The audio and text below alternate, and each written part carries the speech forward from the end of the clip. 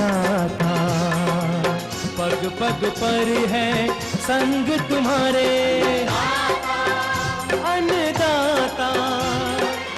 लहू किसानों का बन के पसीना सींचता है धरती का सीना।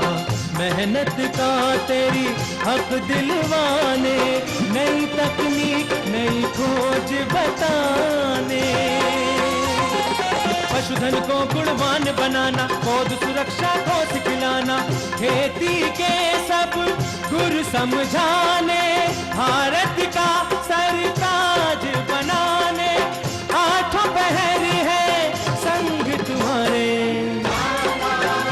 अन्नदाता, अन्नदाता। नमस्कार, मैं हूं नीलू। आप सभी दर्शकों का अन्नदाता कार्यक्रम में स्वागत करती हूं। हर रोज की तरह कार्यक्रम में लेकर आई हूं खेतीबाड़ी से जुड़ी हुई बहुत सी लाभकारी जानकारियां। तो चलिए सबसे पहले देखते हैं क्या है विशेष आज के कार्यक्रम में। आम के बाग में फल बनने की अवस्था पर कैसे करें हानिकारक कीटों का नियंत्रण। अधिक लाभ प्राप्त करने के लिए गर्मी के मौसम में कैसे करें मुर्गियों की देखरेख। उत्तर प्रदेश के किसानों की सुविधा के लिए प्रदेश सरकार की एक अनोखी योजना।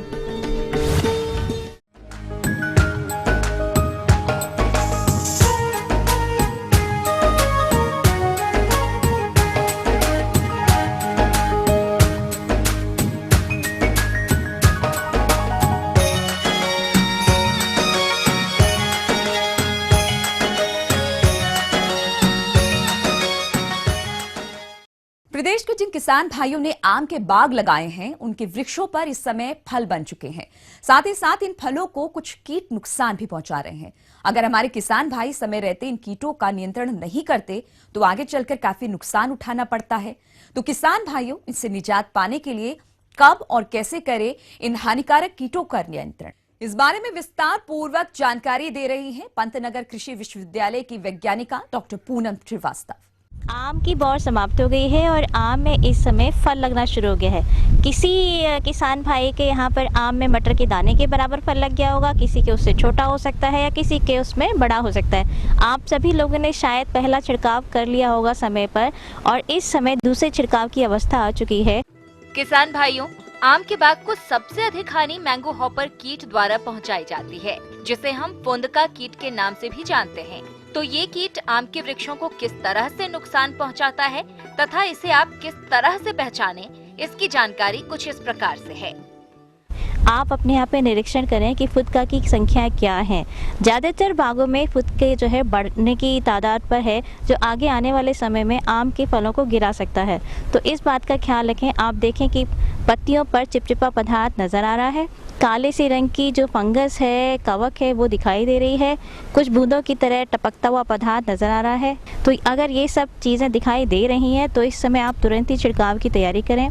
इस समय आम के फुदका के लिए सबसे ज़्यादा अच्छी दवा है इमिडाक्लोप्रिड। किसान भाई अक्सर कहते हैं कि ये दवा थोड़ी सी महंगी है, पर ध्यान रहे आपको दवा जो है वो कम मात्रा में इस्तेमाल करनी है, लेकिन जो उसकी दर है जो हम लोग रिकमेंडेशन देते हैं वो है 0.03 मिलीलीटर 1 लीटर पानी में, यानी 100 लीटर पानी में केवल 3 मिलीलीटर आपको दवा इस्तेमाल करनी है। लेकिन जिन किसान भाइयों ने इस दर को बढ़ाकर इस्तेमाल किया है अपने बागों में, तो वो उसी बढ़ी हुई दर से ही इस्तेमाल करें। दूसरी, जिन्होंने इमिडा पहले ही अपना इस्तेमाल कर चुकी है, 15 दिन या 21 दिन पहले छिड़काव कर लिया है, वो इस दवा की जगह थायोमिथॉक्सम नाम की जो दवा है उसका इस्तेमाल कर सकते हैं। उसकी दर भी बहुत कम है, 0.32 मिलीग्राम प्रति लीटर, यानी लगभग 3 ग्राम आपको 10 लीटर पानी में मिला के छिड़काव करना है। ये बिल्कुल सही समय है, इस समय इन दवाओं का इस्तेमाल आप करें और फुदका को कंट्रोल करें, क्योंकि फुदका के साथ साथ ही अगर अभी देखें पिछले हफ्ते और आगे आने वाले हफ्तों में कड़ी कीट, जो आम का कड़ी कीट है, उसके भी वयस्क नर दिखाई दे रहे हैं, जो अब जो है अंडे देने वाली अवस्था में जो फीमेल है यानी जो मादा कड़ी कीट है आ जाएगी और वो पेड़ से नीचे उतरना शुरू कर देगी। तो इसका भी ख्याल रखें कि इस समय अगर फुदका नहीं भी दिखाई दे रहा है तो भी आप दवाओं का छिड़काव कर लें, वो अच्छा रहेगा। और दूसरी बात कि इस समय आपने देखा होगा जो शाखा गांठ कीट था, शूट गॉल जिसे हम कहते हैं, वो भी पूरी तरह खुल चुके हैं और उनके वयस्क भी बाहर आ रहे हैं। और वो क्या कर रहे हैं कि जो पत्तियां निकली हैं नई पत्तियों की अगर आप पिछली सतह पर देखें यानी निचली सतह पर देखें तो वहाँ आपको भूरे से रंग की मध्य शिरा दिखाई देगी, जो ये बताती है कि इस पर उन्होंने अंडे दे दिए हैं। तो अगर आप इस समय प्रबंध करते हैं, कीटनाशी दवा का छिड़काव करते हैं, तो ये जो शाखा गांठ के वयस्क हैं वो भी खत्म हो जाएंगे। तो इस समय बिल्कुल सही समय है। आगे आने वाले इसी एक सप्ताह के अंदर में आप अपने बागों में तुरंत ही छिड़काव कर सकते हैं। दूसरा, इस छिड़काव के 21 दिनों बाद यदि आपको लगता है कि फुदका या कड़ी कीट फिर से दिखाई दे रहा है तो आप फिर से कोई दवा इस्तेमाल कर सकते हैं। मोनोकोटोफास भी दवा इस्तेमाल कर सकते हैं। पहली दवा आपने अगर थाइमेथॉक्सम की है तो दूसरी मोनोकोटोफास भी डाल सकते हैं, या फिर डाइमेथोएट अगर आपको मिल जाती है तो वो भी इस्तेमाल कर सकते हैं। दर आपको रखनी है 2 मिलीलीटर प्रति लीटर पानी की दर से। और अगर आप और अच्छा इंसेक्टिसाइड लेना चाहते हैं, स्पाइनोसेड नाम की दवा भी है, अगर वो चाहें तो वो भी इस्तेमाल कर सकते हैं। और अगर आपने 2 छिड़काव सही इन कीटनाशी दवाओं के पहले कर चुके हैं तो नीम की खली भी बहुत अच्छे से आसानी से इसका नियंत्रण कर सकती है। अगर फुदका की संख्या कम है तो वो 5 मिलीलीटर प्रति लीटर पानी की दर से इस्तेमाल करनी है। अगर इन सब चीज़ों का ध्यान रखेंगे तो फुदका की और कड़ी कीट की और शाखा गांठ की समस्या फिलहाल इस समय खत्म हो जाएगी और आगे आने वाले समय में आपके जो फल हैं वो नहीं गिरेंगे।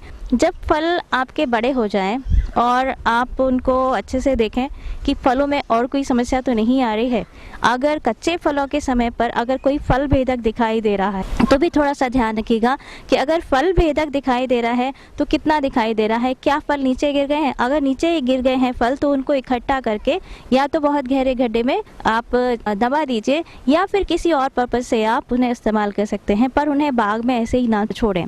दूसरा, हम आमों के ऊपर कोई भी कीटनाशी जब आम फल देने वाली अवस्था यानी परिपक्व अवस्था में होते हैं तो कोई भी छिड़काव मना करते हैं। एक और समस्या जो लंगड़ा में और चौसा की वैरायटी में देखी जाती है, या जो किसान भाई पके हुए फलों को तोड़ने में यकीन करते हैं, उनके यहाँ पे फल मक्खी की समस्या बहुत ज़्यादा आती है।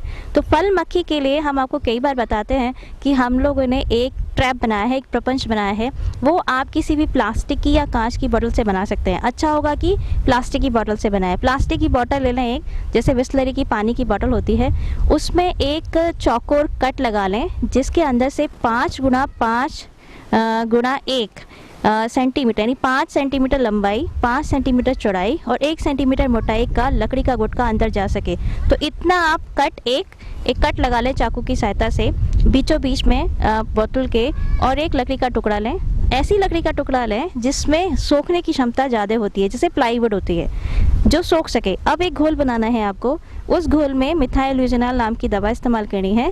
उसमें अनुपात आपको रखना है मिथाइलयूजोनाल 4 अनुपात के रेशे से, अल्कोहल 6 अनुपात के और डाइक्लोरोवास 1 अनुपात, यानी 4 अनुपात 6 अनुपात 1 का आप मिथाइलयूजोनाल, अल्कोहल और डाइक्लोरोवास कीटनाशी का घोल बनाएंगे।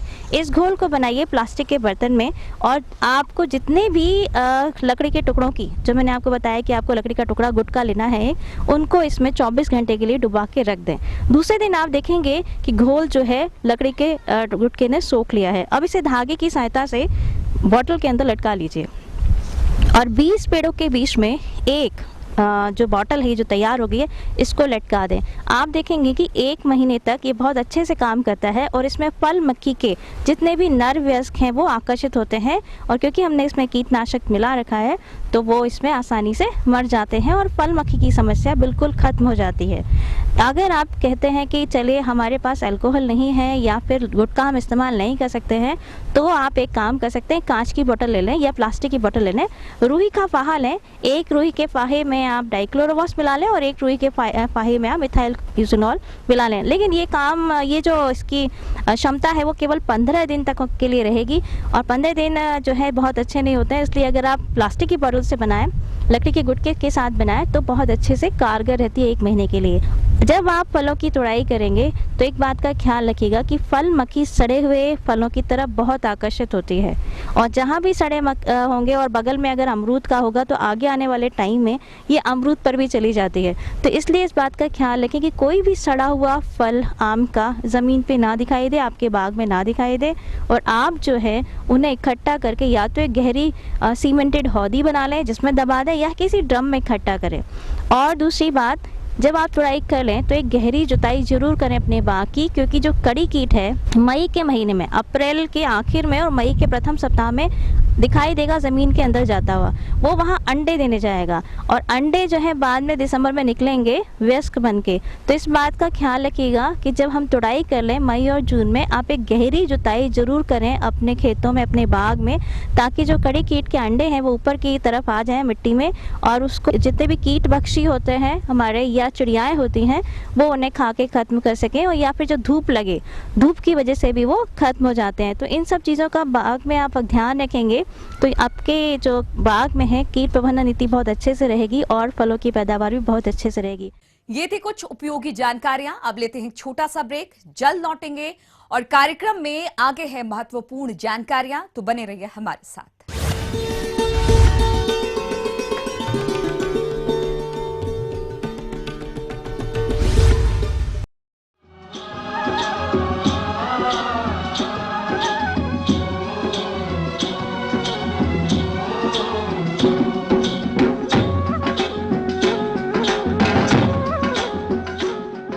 ब्रेक के बाद एक बार फिर से आप सभी दर्शकों का अन्नदाता कार्यक्रम में स्वागत है।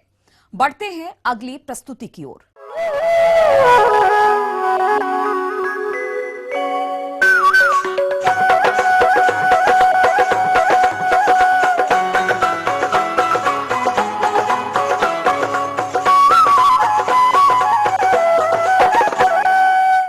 किसान भाइयों, प्रदेश में इन दिनों मौसम में बदलाव हो रहा है और ऐसी स्थिति में हमारे जो किसान मुर्गी पालन व्यवसाय से जुड़े हैं उनके सामने विभिन्न समस्याएं आती हैं, जिनमें मुर्गियों का खान पान कम करना, रोगों की चपेट में आ जाना आमतौर पर देखा जाता है। लेकिन किसान भाइयों, क्या आप जानते हैं कि इन समस्याओं को आसानी से रोका जा सकता है? बस जरूरत है मौसम के अनुसार इनका प्रबंधन करने की। तो क्या है ये प्रबंधन और इन्हें आप कैसे अपनाएंगे, इस विषय पर उचित सुझाव दे रही हैं एक विशेषज्ञ डॉक्टर अर्चना।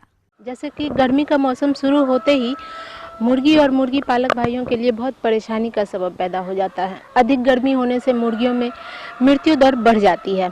ऐसा है कि अगर मुर्गीशाला के बाहर का तापमान अगर 100 डिग्री फ़ारेनहाइट से बहुत ज़्यादा बढ़ जाए तो एक हीट स्ट्रोक की स्थिति पैदा हो जाती है, जिस अवस्था में मुर्गियों को बहुत ज़्यादा परेशानी होती है। गर्मियों के मौसम में तापमान बढ़ने के कारण मुर्गियों में कई समस्याएं आने लगती हैं, क्योंकि मुर्गियों का शारीरिक तापमान अन्य पशुओं की अपेक्षा में अधिक होता है। यदि मुर्गियों में गर्मी के दुष्प्रभाव की बात करें तो अधिक गर्मी के कारण मुर्गियां खाना कम खाती हैं, मीट के लिए पाले जाने वाली मुर्गियों की वृद्धि दर में कमी आती है, अंडों का कम उत्पादन होता है, प्रजनन क्षमता भी कम हो जाती है, मादा मुर्गियों में बांझपन की समस्या आने लगती है, कमजोर चूजों का पैदा होना, मृत्यु दर का बढ़ जाना, लू लगना, आंतरिक प्रतिरोधक क्षमता कम हो जाना, जिससे अन्य बीमारियों का खतरा बढ़ जाना आदि समस्याएं देखी जाती हैं। इसीलिए मुर्गियों की देखरेख कैसे करना है, आइए जानते हैं।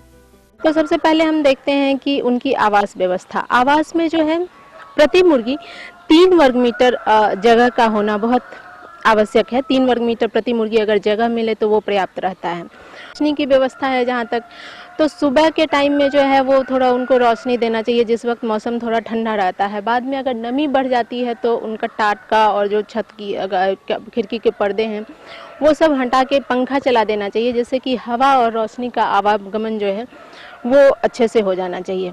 बिछावन की भी व्यवस्था इस मौसम में अच्छी होनी चाहिए। बिछावन बहुत पुराना नहीं होना चाहिए। बहुत पुराना बिछावन होने से फिर बीमारी की आशंका बढ़ जाती है। और बिछावन जो है वो बहुत ज़्यादा मोटा भी नहीं होना चाहिए। बिछावन के लिए मूंगफली के छिलके तथा लकड़ी के बुरादे का इस्तेमाल जो है वो हम कर सकते हैं। और लीटर को हमेशा पलटते रहना चाहिए। लीटर को पलटते रहने से क्या होता है कि वो सूखा और फ्रेश बना रहता है, इससे बीमारी की आशंका खत्म हो जाती है। गर्मी के प्रकोप से मांस एवं अंडे वाली मुर्गियों को बचाने के लिए हमारे मुर्गी पालक भाई कौन कौन से सस्ते और सरल तरीके अपनाएं जिससे उनको मुर्गी पालन से अधिक लाभ हो सके, तो इसकी जानकारी कुछ इस प्रकार है। और जहाँ तक पानी की बात है तो गर्मी का मौसम है तो पानी की खपत ज़्यादा होती है, इसलिए हमेशा जो है मुर्गी को साफ स्वच्छ ठंडा जल जो है उपलब्ध कराते रहना चाहिए। पानी का क्लोरीनेशन जरूरी है। क्लोरीनेशन के लिए जो है प्लास्टिक का, मिट्टी का या एल्युमिनियम के बर्तन का इस्तेमाल कर सकते हैं। दोपहर के समय में पानी में जो है ग्लूकोज या विटामिन मिला सकते हैं। लू से बचने के लिए इलेक्ट्रोलाइट भी मिलाना चाहिए। गर्मी के दिनों में मुर्गियां खाना कम कर देती हैं, इस वजह से क्या होता है कि उनके शरीर में पोषक तत्वों की कमी हो जाती है। तो इन पोषक तत्वों की आपूर्ति के लिए उनके भोजन में पर्याप्त मात्रा में प्रोटीन, विटामिन, मिनरल्स ये सब उनको देना चाहिए। गर्मी के समय में अंडे का छिलका जो है वो पतला हो जाता है, तो उससे राहत के लिए मुर्गी को कैल्शियम उपलब्ध कराना चाहिए। कैल्शियम के लिए ऑस्टो कैल्शियम जो है वो तरल रूप में दे सकते हैं। इसके अलावा मार्बल चिप्स या ऑयस्टर सेल्स जो है इनसे भी कैल्शियम की आपूर्ति की जा सकती है। गर्मी के मौसम में उनको गीला आहार भी दे सकते हैं। गीला आहार के लिए बरसीम थोड़ी मात्रा में दे सकते हैं। और इस मौसम में मूंगफली का खल्ली और मछली का चूरा ये सब चीज़ जो है थोड़ा बढ़ा के दे सकते हैं। गर्मी के समय मुर्गियों में कई बीमारियां भी आ जाती हैं, जिनकी उचित रोकथाम और इलाज की जानकारी हमारे मुर्गी पालक किसानों को नहीं होती तथा उनकी मुर्गियां बड़ी तेजी से मरने लगती हैं। तो आप इन बीमारी से अपनी मुर्गियों को किस तरह बचाएं, आइए जानते हैं। गर्मी के मौसम में इनके स्वास्थ्य का भी विशेष देखभाल करना पड़ता है। बाह्य परजीवी, अंतः परजीवी ये सब का प्रकोप बढ़ जाता है, तो अंतः परजीवी के लिए क्या है कि डिवर्मिंग करना चाहिए। डिवर्मिंग की दवा आती है वो पिलाते रहना चाहिए। और बाह्य परजीवी के लिए राख में गैमेक्सिन या लिंडेन ये मिलाकर और उसके पंखे पर उल्टी दिशा में लगाना चाहिए। तो इन सब चीज़ों से बाह्य परजीवी की जो है वो सुरक्षा हो जाती है बाह्य परजीवी से। इसके अलावा फाउल पॉक्स, रानीखेत, चेचक इन सब के लिए टीकाकरण अवश्य करवाते रहना चाहिए, जिससे कि इन सब बीमारियों से उनका बचाव हो सके। आगे और भी हैं कुछ रोचक जानकारियां, पर यहां पर रुकेंगे, एक और ब्रेक के लिए रुकेंगे और जल्द हाजिर होते हैं।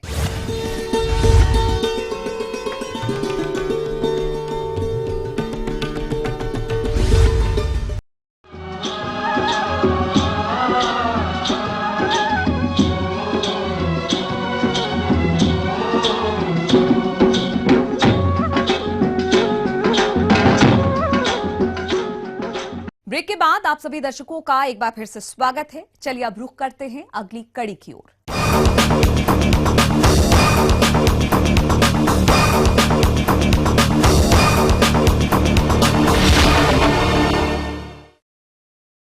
उत्तर प्रदेश सरकार मंडी परिषद द्वारा किसान बाजार के नाम से बड़े बड़े अत्याधुनिक एग्री मॉल्स बना रही है, जहां किसान अपनी उपज को उचित मूल्य पर बेच सके, साथ ही अपनी जरूरत की सभी चीजों की खरीदारी भी कर सके। इन एग्री मॉल्स में किसानों के लिए कम्युनिटी हॉल भी है, जो किसानों के लिए मांगलिक या फिर अन्य समारोह के लिए उपलब्ध होगा।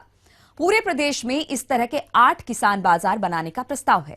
तो आइए इस विषय पर अधिक जानकारी लेते हैं उत्तर प्रदेश मंडी परिषद के निदेशक डॉक्टर अनूप यादव से। एक महत्वाकांक्षी योजना है जो माननीय मुख्यमंत्री जी की बहुत ही प्रिय स्कीम है, किसान बाजार। किसान बाजार का संकल्प ये है कि हम लोग बहुत बड़े एग्री मॉल का निर्माण करें, जिसमें किसान भाई अगर आएँ तो उनको उनके किसानों के लिए जो है जो कंज्यूमर गुड्स हैं वो भी उपलब्ध हो सके। या सपोज़ कोई किसान भाई आता है, उसको एग्रीकल्चर से रिलेटेड कोई चीज़ चाहिए, खाद चाहिए, इम्प्लीमेंट चाहिए, कुछ चाहिए, वो भी मिल जाए। और शर्ट, घी, तेल, साबुन वगैरह वो भी मिल जाए, मेडिकल स्टोर भी हो जाए। प्रदेश सरकार किसानों के लिए बहुत सारी योजनाएं चला रही है।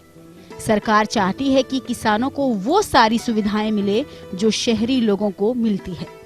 पूरे प्रदेश में इस तरह के 8 किसान बाजार बनाने का प्रस्ताव है, जिनमें से झांसी, सैफई और लखनऊ में इसका 90% कार्य हो चुका है। किसान भाई जो है वहाँ पे अपना उत्पाद, जैसे फल सब्जी है, बगैर मंडी शुल्क दिए हुए वो डायरेक्ट कंज्यूमर को बेच सकेंगे।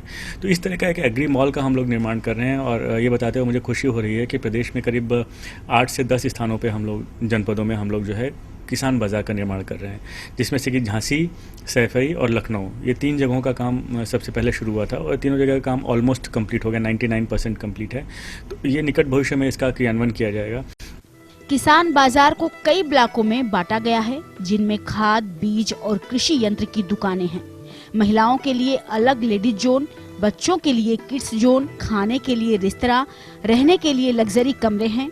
देश दुनिया की जानकारी के लिए साइबर कैफे भी है।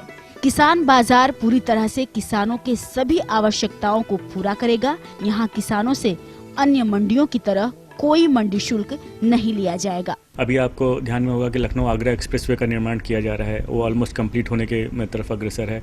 तो उस पर हम लोगों ने 2 जगह पे हम लोगों ने जो है कन्नौज में और एक मैनपुरी में ऑन द वे 100 एकड़ ज़मीन का अधिग्रहण किया है।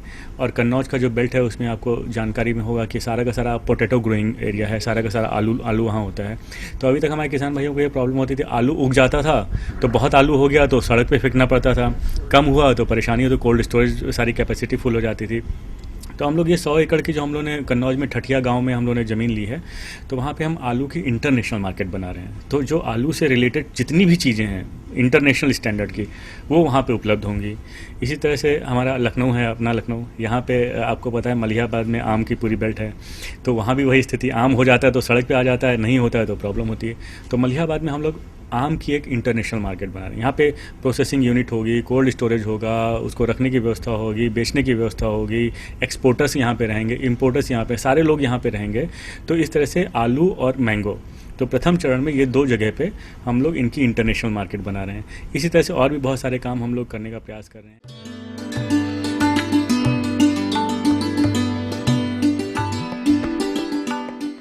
अन्नदाता हेल्पलाइन निशुल्क फोन संपर्क सेवा के माध्यम से आपके द्वारा पूछे गए कृषि से जुड़े प्रश्नों में से 1 या 2 महत्वपूर्ण प्रश्न को हम अपने कार्यक्रम में शामिल करते हैं और इसी के तहत आज का चयनित प्रश्न और उसका जवाब इस प्रकार है।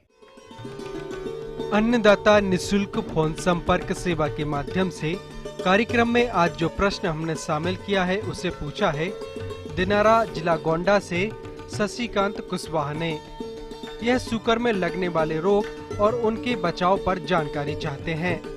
तो शशिकांत जी, आपकी जानकारी हेतु प्रस्तुत है कार्यक्रम का यह अंश।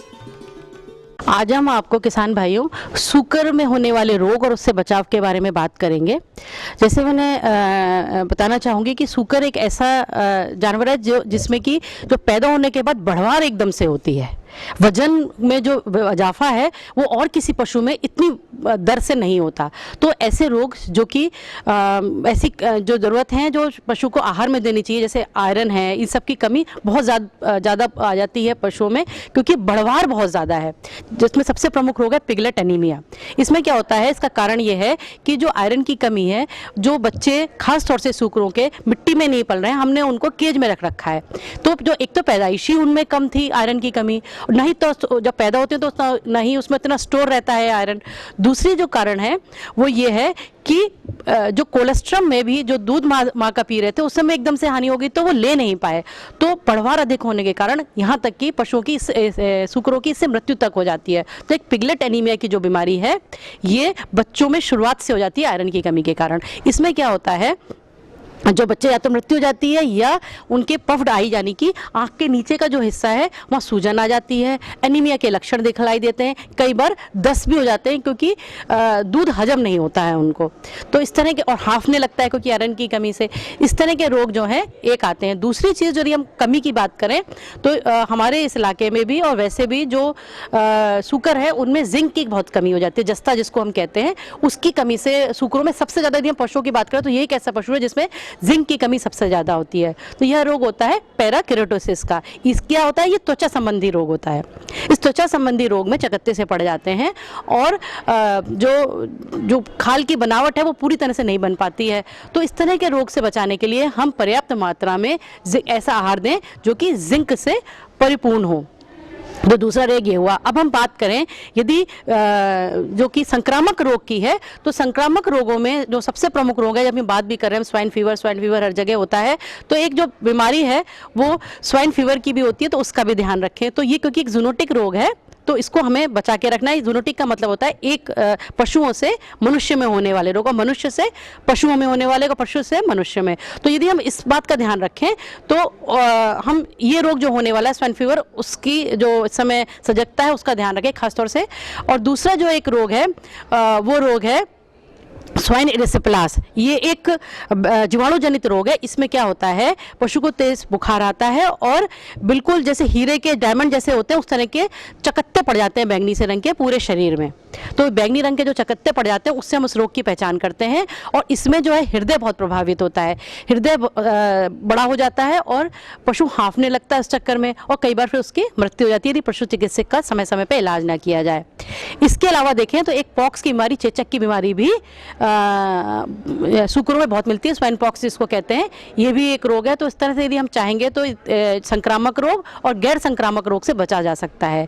और एक बात का और ध्यान रखें, साफ सफाई का विशेषकर, क्योंकि यदि हम दाना जो दे रहे हैं कहीं फफूंदी लगा हुआ ना हो। यदि फफूंदी लगा हम दाना देंगे तो उसमें अफ्लाटॉक्सिस हो जाती है और विषाक्त खाना खाने से उसकी मृत्यु तक हो जाती है। तो इस तरह से यदि हम गैर संक्रामक और संक्रामक रोगों का और आहार संतुलित देते रहे तो जिंक की डेफिशिएंसी से होने वाली बीमारियां, आयरन की कमी से होने वाली बीमारियां, विषाणु जनित और ये जीवाणु जनित बीमारी भी नहीं होंगी। और साथ साथ यदि हम परजीवियों का भी ध्यान रखें, जैसे एस्केरिक सुअम एक परजीवी है जो कि बच्चों में होता है, सूकरों के, और बड़ों में भी हो सकता है लेकिन बच्चों में इसकी होने की संभावना ज़्यादा होती है। तो यदि हम परजीवियों से बचा के रखेंगे तो भी हम उसका इलाज से उत्पादन अच्छा प्राप्त कर सकते हैं।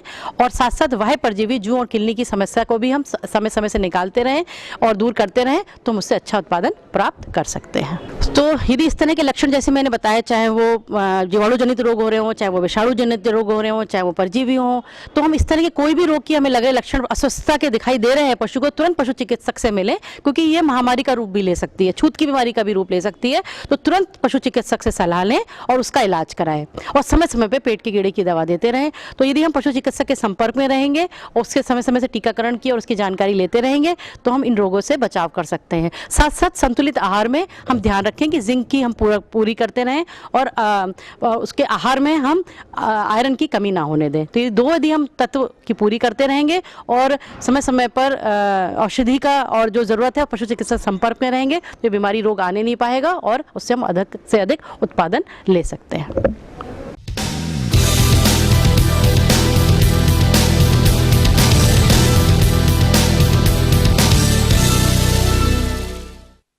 राज्य की विभिन्न मंडियों में कृषि उत्पादों के चढ़ते उतरते बाजार भाव के संक्षिप्त जानकारी इस प्रकार है।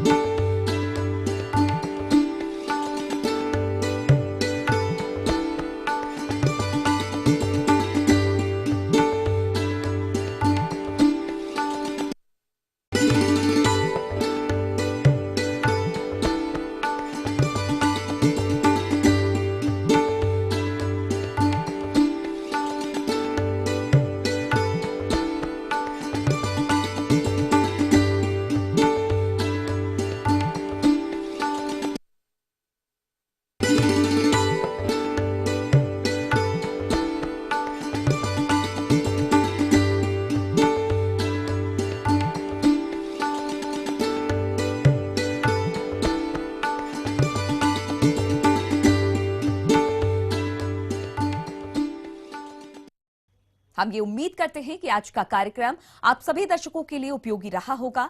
किसान भाइयों, अन्नदाता आपकी सेवा के लिए संकल्परत है। कृषि संबंधित समस्या एवं सुझाव के लिए आप हमें इस पते पर संपर्क कर सकते हैं। प्रोड्यूसर अन्नदाता, ETV Uttar Pradesh Uttarakhand, Ramoji film city Hyderabad 501512। साथ ही आप हमें ईमेल भी कर सकते हैं। हमारा ईमेल है अन्नदाता hello.up@etv.co.in। इसके अतिरिक्त आप हमें निःशुल्क हेल्पलाइन नंबर 1800108459 पर भी सोमवार से शनिवार सुबह 10 से शाम 4 बजे तक के बीच संपर्क कर सकते हैं। अब आइए देखते हैं कल दिखाए जाने वाले कार्यक्रम की मुख्य झलकियां। विभिन्न उत्पाद तैयार करने के लिए कैसे करें गुलाब की खेती,